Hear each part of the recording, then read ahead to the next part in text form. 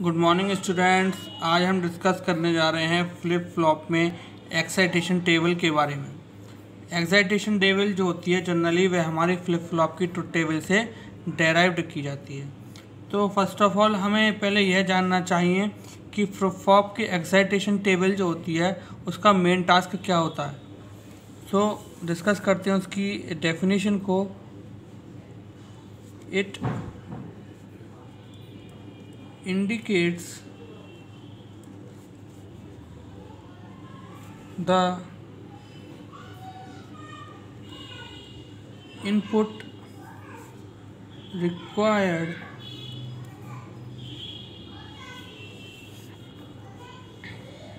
to be applied to the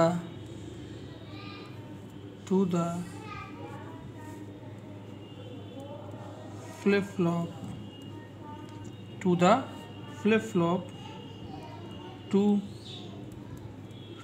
take it from present state to next state. तो अगर हम बात करें एक्साइटेशन टेबल के बारे में तो इसका मतलब होता है कि यह इंडिकेट करती है इनपुट्स को जो कि अप्लाइड किए जाते हैं फ्लिप फ्लॉप में किसी भी जो हमारे पर ऑपरेशन है उसको प्रेजेंट स्टेट से नेक्स्ट स्टेट में ले जाने के लिए। जनरली यह एक्साइटेशन टेबल जो होती है यह हमारी कैरेक्टरिस्टिक टेबल या ट्रुथ टेबल की हेल्प से डिराइव्ड की जाती है फ्लिप फ्लॉप्स में, चाहे वो SR फ्लिप फ्लॉप हो, JK फ्लिप फ्लॉप हो, D फ्लिप फ्लॉप हो या T फ्लिप फ्लॉप हो।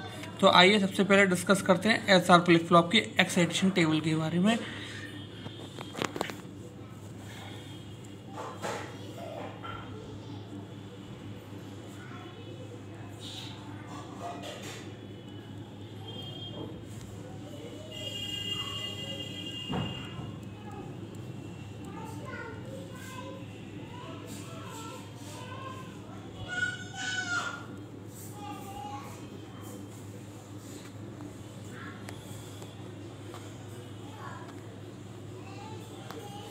तो हम डिस्कस कर रहे हैं SR फ्लिप फ्लॉप के बारे में। तो SR फ्लिप फ्लॉप की अगर हम बात करें तो SR फ्लिप फ्लॉप की जो बेसिक कॉन्सेप्ट होता है वह होता है कि इसमें जब हमारा इनपुट S ट्रू होता है, इसमें हमारा सेट इनपुट जो होता है वह ट्रू होता है, तो उस केस में हमारा क्या होता है Y will be high and Y complement will be लो।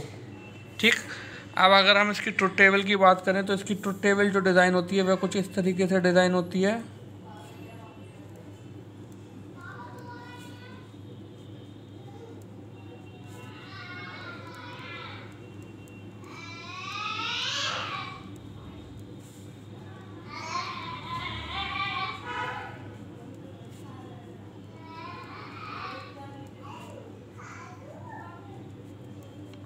यानी कि truth table of SR flip flop SR then QN+1। ठीक, 2 वेरिएबल्स के लिए बना रहे हैं तो 0 0 1 1 देन 0 1 0 1। अगर केस है हमारा कि हमारा S और R इनपुट 0 है तो यह भी हमारा QN स्टेज में होगा, यानी कि प्रीवियस स्टेज में होगा। देन अगर हम बात करें प्रेजेंट स्टेज में होगा। देन अगर हम बात करें तो अगर हमारा S 0 है देन R हमारा 1 है तो हमारा जो नेक्स्ट स्टेज होगी वह हमारी 0 होगी। अगर हमारा S 0 है S 1 है और R हमारा 0 है तो हमारा ये 1 होगा। देन दोनों अगर both are S and R तो ये हमारी इनडिटर्मिनेट कंडीशन होगी। ये हमारा आ जाता है truth table of SR flip flop, यानी कि ये हमारी SR फ्लिप फ्लॉप की ट्रुथ टेबल बन जाती है। ठीक, अब हम बात करने जा रहे हैं यहाँ पर एक्साइटेशन टेबल के बारे में। अब हम यहाँ पर बात करने जा रहे हैं एक्साइटेशन टेबल के बारे में। एस आर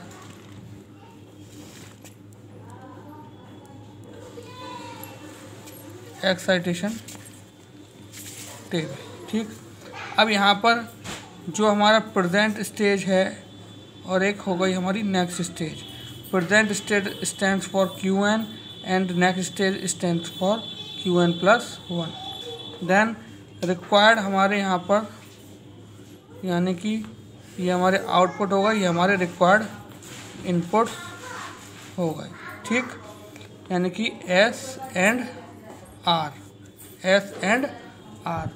अब अगर हम बात करें कि हमारा 2 वेरिएबल का केस है यहाँ पर, तो ये हमारे आउटपुट्स आ गए हमारे पास, यानी कि प्रेजेंट स्टेज और नेक्स्ट स्टेज हमारी हमें मिल गई इस तरीके से।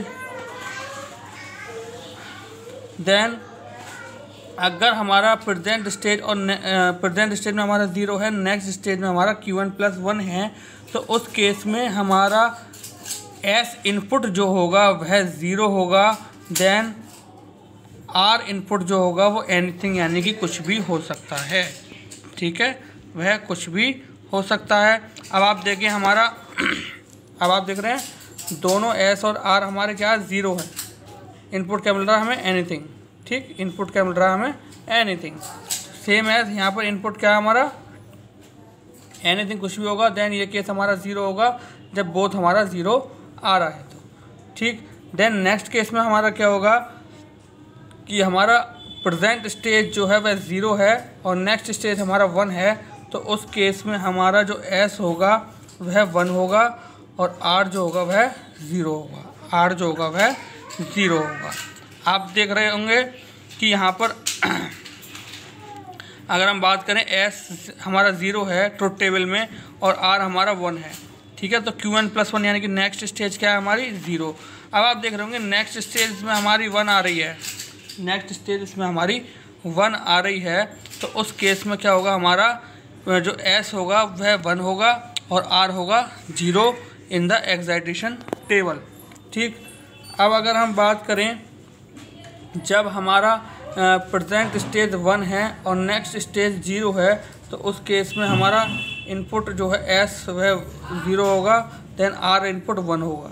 ठीक, और यहाँ पर हमारा जब दोनों केस हमारे 1-1 हैं, तो उस केस में हमारा S इनपुट जो होगा वो कुछ भी हो सकता है, एनीथिंग, यानी कि डोंट केयर पे कुछ भी हो सकता है।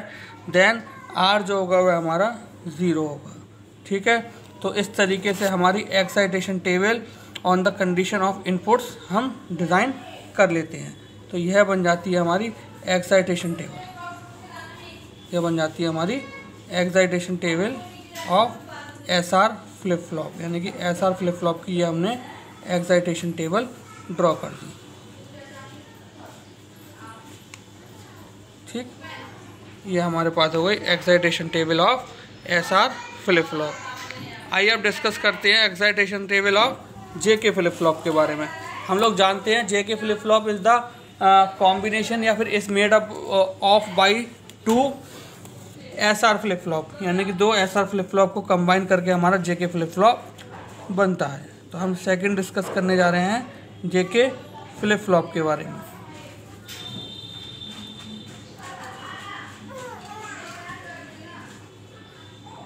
ठीक, JK फ्लिप फ्लॉप की अगर हम बात करें तो JK फ्लिप फ्लॉप की ज़रूरत हमें क्यों पड़ी? JK फ्लिप फ्लॉप की ज़रूरत हमें जब इसलिए पड़ी क्योंकि जब हमारे पास S और R इनपुट 1 होता है, उस केस में हमारा इनडिटर्मिनेट कंडीशन शो करता है। तो इस कंडीशन को रिमूव करने के लिए हमने JK फ्लिप फ्लॉप का यूज़ किया। इस कंडीशन को रिमूव करने के लिए हमने JK फ्लिप फ्लॉप का यूज़ किया। तो JK फ्लिप फ्लॉप की हम सबसे पहले ट्रुथ टेबल की बात करते हैं। JK फ्लिप फ्लॉप की सबसे पहले हम ट्रुथ टेबल की अगर बात करें तो JK then Qn+1, then 2 variables 0 0 1 1। ठीक, then 0 1 0 1। ठीक, देन अगर हमारे पास बोथ केस अगर 0 हैं तो हमारा आउटपुट एनीथिंग कुछ भी होगा। ठीक, अगर हमारे पास J इनपुट 0 है और K इनपुट 1 है तो उस केस में हमारा जो नेक्स्ट स्टेज होगी वह 0 होगी, ठीक है। और अगर हमारे पास J की वैल्यू 1 है, K की वैल्यू 0 है, देन उस केस में हमारे पास जो नेक्स्ट स्टेज होगी वह 1 होगी। देन अगर बोथ केस हमारे पास अगर हमारे पास 1 है तो उस केस में हमारा आउटपुट जो होगा वह प्रेजेंट वैल्यू का कॉम्प्लीमेंट होगा। सपोज यहाँ पर अगर 0 आता है तो यहाँ पर 1 होगा, यहाँ पर अगर 1 आता है तो यहाँ पर 0 होगा, ठीक। तो यह बन जाती है हमारी truth table of JK flip flop.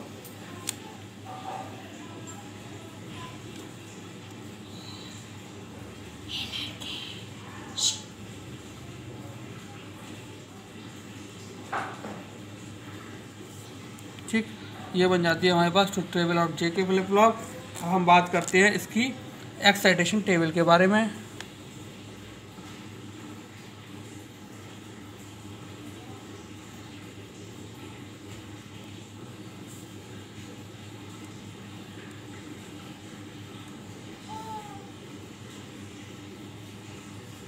present stage, next stage, then required inputs, ठीक। देन ये हो गया हमारा QN, ये हो गया हमारा QN+1, ठीक। ये हो गया हमारे पास J, देन ये हो गया हमारे पास K। हम 2 वेरिएबल्स की अगर बात करें तो 0 0 देन 1 1 देन 0 1 0 1, ठीक। अब अगर हम बात करें कि अगर बोथ केस अगर हमारे पास, यानी कि अगर हमारे पास कंडीशन ये रहती है कि हमारे पास दोनों ही आउटपुट, यानी कि आउटपुट और आउटपुट का कॉम्प्लीमेंट हमारे पास दोनों ही 0 का कंडीशन होती है, तो उस केस में हमारा J जो इनपुट होगा वह 0 होगा, देन K जो इनपुट होगा वो हमारी कंडीशन कुछ भी रह सकती है हमारे पास। अगर ये केस रहता है हमारे पास कि आउटपुट जो है वह 0 है और आउटपुट का कॉम्प्लीमेंट हमारे पास 1 है, तो हमारा J इनपुट जो होगा वह 1 होगा, देन K इनपुट हमारा कुछ भी हो सकता है, ठीक। देन अगर हमारे पास आउटपुट जो है वह 1 है, आउटपुट हमारे पास 1 है और आउटपुट का कॉम्प्लीमेंट जो है वह हमारे पास 0 है, तो उस केस में क्या है, J की वैल्यू कुछ भी हो सकती है, K हमारा 1 होगा, ठीक। अगर बोथ हमारे पास कंडीशन ये है कि आउटपुट और आउटपुट का कॉम्प्लीमेंट दोनों ही हमारे पास 1 आ रहे हैं, तो हमारे पास J कुछ भी हो सकता है, K की वैल्यू 0 होगी, K की वैल्यू 0 होगी। इस तरीके से आपने देखा कि हमारी excitation table of JK flip flop बन जाती है।